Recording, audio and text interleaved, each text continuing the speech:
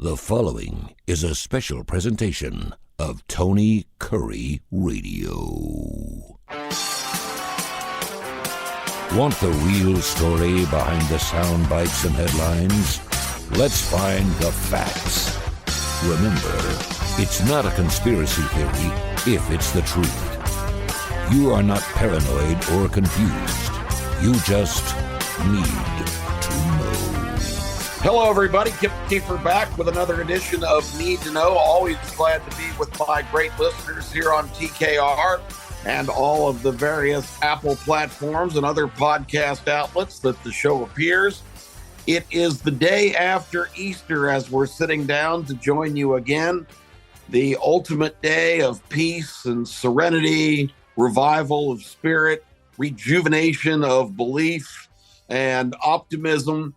And it's strange to me that with all of those feelings permeating the annual celebration of the ascension of Christ back from the dead and really giving hope to everything in the world, you wake up the next day and you're right back in the same movie that you left a couple days ago behind to celebrate this special weekend.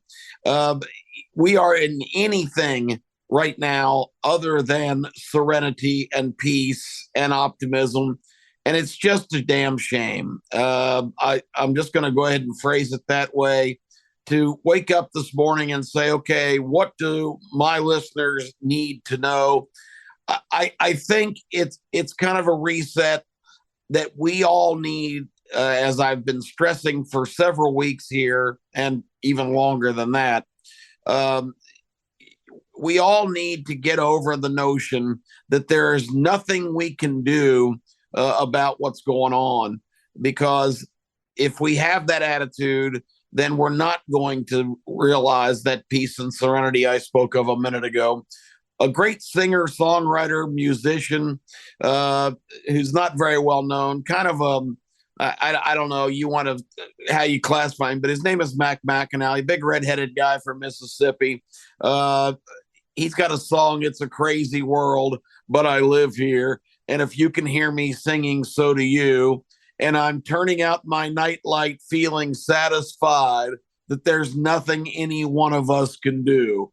No, there's nothing any one of us can do. And I spared you from singing the lyric because I don't want people to tune off.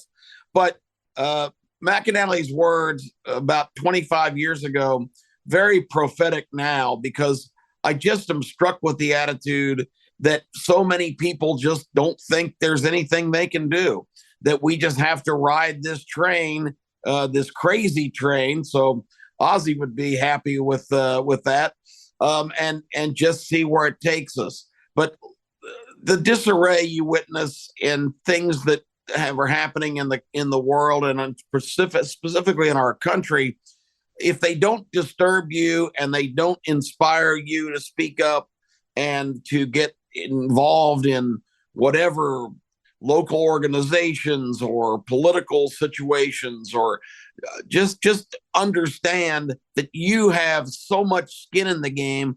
We're not just along for the ride. We are active participants. America was a great experiment founded to be government by the people, for the people. And that means citizens are supposed to be running their own government and being in charge of their own affairs. And influences are now completely taking up that process away. And it's just a tragic thing on this day after Easter. It's something that we all need to focus on, all need to be aware of, and need in any way possible, even in our own little corners of the world, to be as active as possible, to say, not on my lawn, this is not going to happen. I'm going to speak up, use my voice, use my buying power, whatever is necessary to try and make sure that this world and the intention of this great country does not go right down the drain. In recent times, we talked about last week, I was pretty outraged over the horrible events in Nashville, Tennessee, where a mentally ill person who was being actively treated for those for that problem took weapons into a church school and senselessly murdered 6 people, 3 of them 9 years old. And for what? We still have not been privileged because it would violate some of the lies and the myths that we're being force fed all the time about this transgender movement just being peaceable people that are seeking, to get their true identity and whatnot. We're not being privy to the writings of this maniac who committed these horrible deeds. Her name was Audrey Hale, but she was going by Aiden Hale because she was allegedly in transition to try and change genders, which, again, coming after Easter is an interesting concept because Easter is about the Lord and sending his son to earth. And anyone who believes that they can change their gender are taking on a godlike responsibility. It may be insensitive of me. It may open me up for criticism. But again, I have 2 thoughts on this. One, you can identify and be whatever you choose to be. That's perfectly fine. If you want to be a cactus, knock yourself out. But in terms of actually changing your gender, and you've got a 50-50 shot at birth, and again, I know a lot of men have female proclivities and vice versa. I get that. But you cannot, even with whatever means are now available through bodily mutilation or chemical alteration, you do not have the ability to change your gender. You're male or you're female. You're born that way.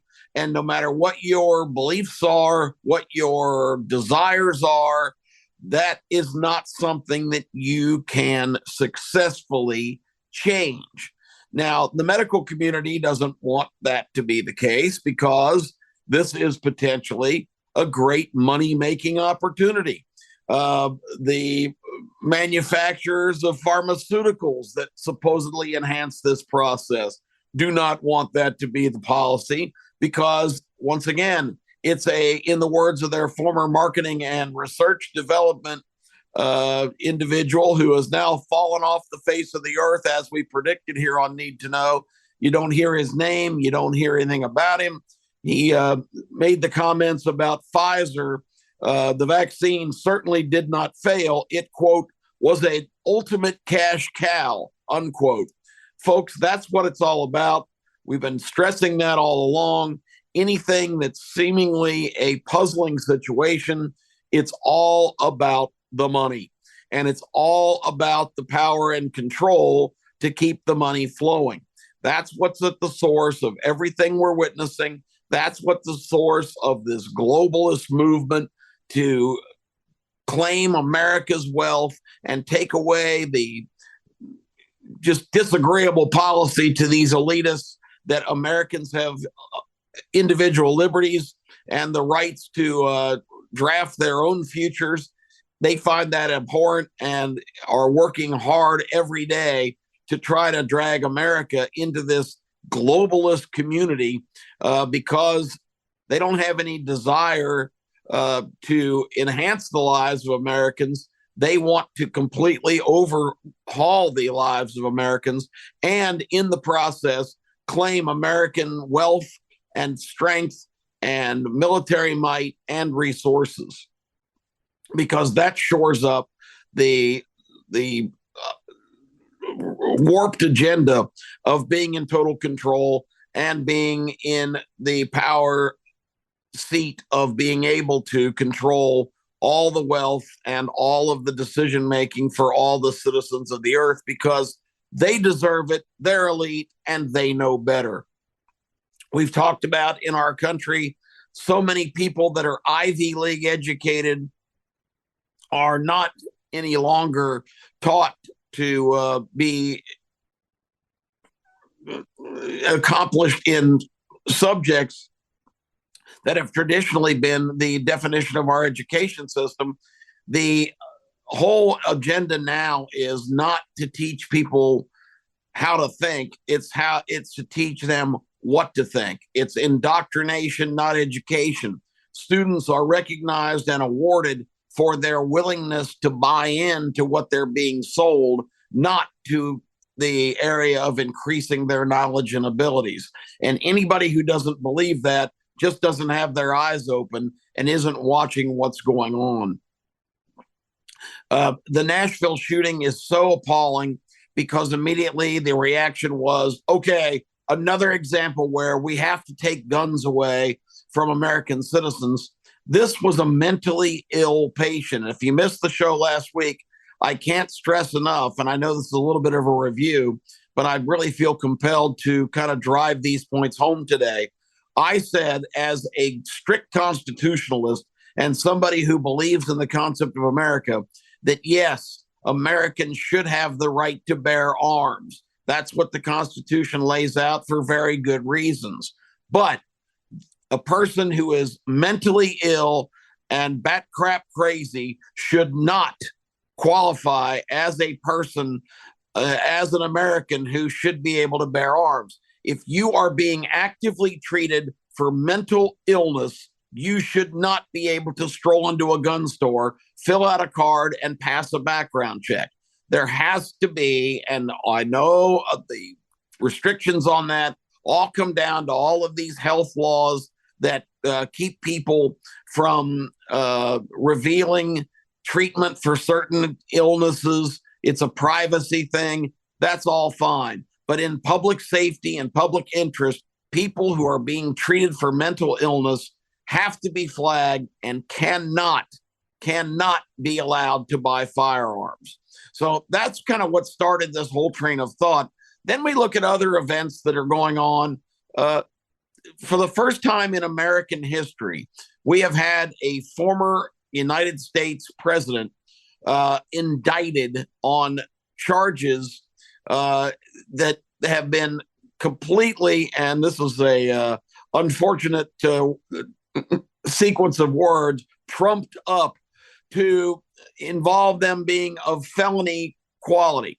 34 felony counts, basically just reiterating the exact same allegations. And this has been done. I guess one of the saving graces of this discussion is there are still things in the American vernacular, I guess you could call them cliches, that still apply very well. And in this one, it's great to get your money's worth. And I guess that's what George Soros is saying today, the 92-year-old globalist despot who continues to be free to dole out his ill-gotten gain to any cause or any disruptive force that he sees fit, including the current sitting New York City District Attorney Alvin Bragg. Money well spent for Soros? I would say so, since he and all of people with his mindset are most afraid and absolutely loathe the former president Donald Trump, and have tried now, since Trump stormed on the political scene in 2016, and continue to try to do anything possible to derail any chance he has to get into a position of leadership in this country. Trump, of course, announcing for president in 2024, was already building momentum in his campaign. He has got to be stopped. And these people will go to any means necessary, including the $1.4 million that George Soros actually funneled into Alvin Bragg's district attorney campaign in Manhattan. And Bragg promised to cause a lot of problems for Trump and find law violations to prosecute him on. George Soros probably threw a wild party the day that Trump came to New York to be arraigned and booked and fingerprinted and publicly humiliated. But the really interesting part of this story is these things are probably only strengthening Trump's bid, because even Americans that don't really pay attention are outraged to really kind of look at the flimsiness and really absurdity of what he's being charged with here, and putting that up against the behavior and misdeeds of so many of our public officials. We've just kind of come to accept and shrug off that there's terrible corruption and violations and financial crimes being committed every day by everyone that's in power and influence in the cesspool that's our nation's capital. And this one is picked out and highlighted to be prosecuted. And if you listen to any legal analysts that are not on MSNBC or CNN or with the Washington Post or New York Times, any legal analyst of any kind of credibility says this is the flimsiest, silliest, most ridiculous case ever brought against anyone, let alone a former president. It has never, this kind of case, been prosecuted in the state of New York before, because what Alvin Bragg has basically done, and again, I'm not a lawyer, my law degree is from Target. It's in a nice frame here on my wall. What Alvin Bragg has basically done is go back to a situation that happened in 2016 with the porn star Stormy Daniels, who alleges that she and Donald Trump engaged in a one-time affair because she was trying to earn her way, and I did that on purpose, earn her way onto his television show, The Apprentice, and distributed certain favors for Mr. Trump at the time. This is back in 2013 or 2014, in exchange for his consideration to put her on his show. That ultimately didn't happen, but she popped up when he was running for president, apparently demanding money to stay quiet of the alleged misdeeds. And supposedly Trump's attorney, Michael Cohen, gave her $130,000 to basically go away and keep quiet. Now, there is some contention as to whether that money was ever actually paid. Cohen has, of course, ended up being jailed in New York for a number of crimes, primarily corruption, not even involving Donald Trump. It was the illegal acquisition and sales of cab medallions, which are very valuable. To operate a taxi cab in New York City, which is a major industry, of course, you have to acquire one of these medallions from the city that allows you, it's a license basically to do that. And Cohen was involved in a distribution scheme where somehow he was acquiring medallions and selling them under the table to aspiring taxi operators. That's primarily the crime he was sent to jail for. But to get less time, and there were other things too, to get less time, he started singing like a canary that Donald Trump had prompted him to settle the Stormy Daniels situation and other payoffs to keep those headlines out of the newspapers while Trump ran for president. Trump has completely denied that he ever directed Cohen to do so. And I have had the distinction of working for very powerful individuals, not quite on the level of Donald Trump, but one of them especially is arguably one of Donald Trump's best friends, who I work directly for.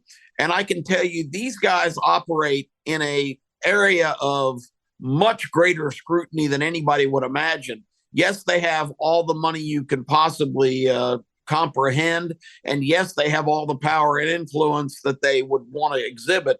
But they have worked very hard to build the empires that they have and are highly protective of those empires and really frown on any kind of activity or illegal action that would threaten that. And a lot of people don't realize that. They just think people are arrogant and will buy any kind of influence or control that they can get. But again, with personal experience, I can tell you that a very close associate, a guy comparable in wealth to Donald Trump, who I actually had the privilege of working for, would not do anything to threaten what he has built through illegal manners. So the point there is certainly a active debate as to the validity of these particular allegations. But what Bragg has done, even though the statute of limitations has long ago ran out on these charges, he has revived them because he has found examples of other things that he said were to cover up these activities in recent years. It's a flimsy string of different charges at different times involving different people that he has tried to weave into some kind of narrative where they all are related, which he says gives him the opportunity to make a felony presentation. Now, at the same time, there's a judge, Juan Merchan, who also has been funded by George Soros type organizations, who now is on the bench. He has worked his way up through the system and been appointed as a judge in New York. And this guy has made decision after decision to basically ignore the law and apply a progressive agenda.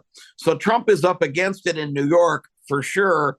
The case would be thrown out by any legitimate judge on its merits or its lack of merits, but that is going on, and Trump doesn't seem to be missing a beat. He flew right back to Miami after the arraignment, did a very powerful press conference where he was able to have lots of airtime to give political views. And then Saturday night, the Ultimate Fighting Championships, the UFC, had a big card in Miami at the Miami Heat's arena, and it featured a couple of local Miami fighters that are very prominent. They paid a lot of attention to their visitor at ringside, amongst all the hoodies and modern day outfits, and a lot of athletes and other people were at ringside. But by far the most prominent guy, still there at 1 o'clock in the morning when the last fight ended, was the former President Donald Trump, wearing about a $5,000 suit with an orange tie. Didn't really look like he fit in there ringside, but Donald Trump making his bid. He loves sports and loves spectating at events ringside in Miami Saturday night. So he doesn't seem particularly deterred by the kangaroo court charges that he's facing. You look at the state of our country and everything that's happening, and you look at guys like Alvin Bragg, what the George Soroses, the people at Davos who we talked about, all of these elites that want to bring America into the loop of being just a subservient member of the world nation, which is a concept that's never going to work, cannot work, because not only the elitists running the show have their own agenda, and it's all based on their own greed and desire for power, but there's never been a time in the world that all these various nations in this kind of tribal melting pot have ever been able to make it work, because the interests and the religions and all of the different things are back and things in their backgrounds are not common. And this whole vision of this worldwide utopic society is not only impractical, but it can be assaulted on so many levels in terms of its lack of validity. One final thing I want to talk about, relating once again to the peaceful movement of this culture of just complete upheaval and this whole transgender thing. There's a swimmer from the University of Kentucky by the name of Riley Gaines, and she got into the headlines lately. She's just a very seemingly normal, all-American kind of girl who's been a swimmer all of her life, had worked her way up to the collegiate level, and was very competitive, even mentioned as a prospect for the Olympic team, possibly. Riley Gaines is the furthest thing from an activist and an ideologue that you can possibly have. but she had the courage to speak out when Leah Thomas, the Penn swimmer, who has just recently taken on that name and declared himself a female competitor in the very liberal part of the country that he is from, they are permitting his participation. And because the NCAA and all of the governing bodies in collegiate athletics are scared to death to touch these issues, this guy is allowed to show up at women's events and swim, despite the fact that he was swimming competitively against men a year and a half ago. And she was appalled and finally had enough, not only because of the damage he inflicted in the pool of dominating all the events and beating girls that have trained all their lives for the right to be on that stage, but also for having access to the locker room and parading around in all of his glory, she says, demonstratively, actually fondling himself and making a spectacle of the fact that his equipment is still very much intact. Even though he's calling himself a woman, he is not in the visual sense anything related to that. And she made the distinction of herself to point it out and complain about it, and has gotten on a speaking circuit to debate her very, very, logically and candidly, her views with other people that are pro that movement. And at San Francisco State University this week, Riley Gaines, after finishing a debate, which was very civil with people that were very much in opposition to her views that this is terribly unfair to female athletes, which Tony Kurre and I have discussed on Keefer and Kurre, that we share that same opinion. When she was leaving that event, she was literally, this is a 120-pound female, 21-year-old female. She was attacked by a mob of college students and other Antifa type individuals, and physically pushed to the floor, punched, kicked, verbally assaulted in the most profane way that you can possibly imagine. And this is happening in our country. And this movement is fueled by this fervor and this insanity that if you disagree with any of these people's opinion, you can be beaten and chastised and canceled, and in this case, physically abused. And it's just got to stop. And all of us need to recognize what's going on, pull our head out of the sand, and start speaking up. I didn't want to rant and rave the day after Easter, but there were some things that have really bothered me in the last week. And if you're not aware of all this going on, you need to get back in the game, because we need all the American voices to rise up, get these lunatics out of office and out of seats of influence, like this crazy prosecutor in New York, where crime is up by unbelievable levels. Violent crime, robberies, murders, carjackings in New York City. People are leaving in droves because they don't feel safe to even walk down the street any longer. And you can thank Alvin Bragg, the district attorney, who is now prosecuting a former president, past the statute of limitations, not even in his jurisdiction, because he is a political appointee by big money interests, and it's got to stop. Their goal is total chaos, total collapse internally in America. People in the world can't defeat this country. They can only destroy it from within, and we're letting them get that done. Thanks for giving me the chance to air my views. I hope I made a couple points that you can take with you and start to do your own research, and more importantly, your own thinking and your own form of activism. Write letters, make phone calls, talk to your friends, influence others. We've got to save our country. And every day we put it off, and every day we act like it's a crazy world, but we live here and there's nothing we can do, we put ourselves further in jeopardy. I'm Kip Keefer. Join us later this week for another edition of Keefer and Kurre, our new show that is looking at a lot of issues, predominantly in sports, but other things too. having a great time with Tony on that show and looking forward to it again this week. I'm Kip Keefer. Thank you all for tuning in to Need to Know, and I hope you have a great week. Get out there and get involved. Let's save the USA. This has been a special presentation of Tony Kurre Radio.